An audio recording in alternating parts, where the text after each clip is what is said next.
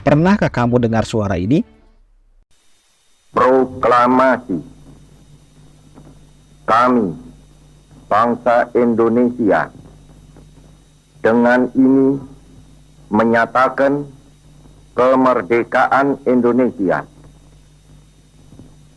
Hal-hal yang mengenai pemindahan kekuasaan dan lain-lain diselenggarakan dengan cara saksama dan dalam tempo yang sesingkat-singkatnya.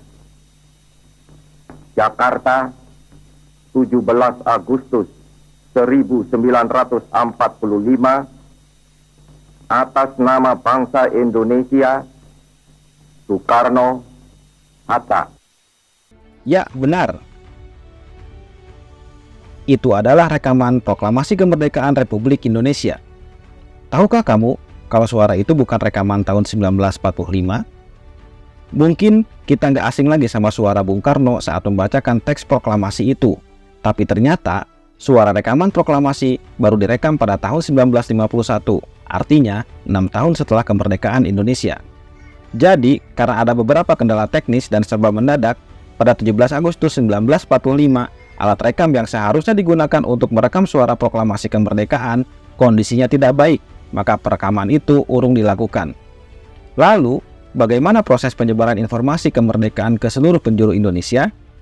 Salah satu cara penyebaran informasi kemerdekaan Indonesia adalah teks proklamasi kemerdekaan hanya dibacakan oleh Yusuf Ronodipuro, salah satu pendiri Radio Republik Indonesia atau RRI, melalui saluran radio.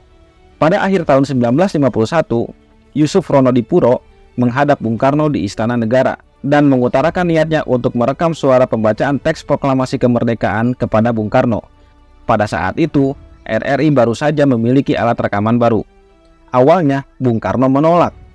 Yusuf berpendapat bahwa rekaman itu sangat penting artinya bagi sejarah bangsa, terutama bagi generasi muda. Bung Karno akhirnya setuju untuk melakukan rekaman di studio RRI di Jalan Merdeka Barat. Master rekaman itu dikirim ke Lokananta di Solo untuk diedarkan dan disimpan sampai sekarang.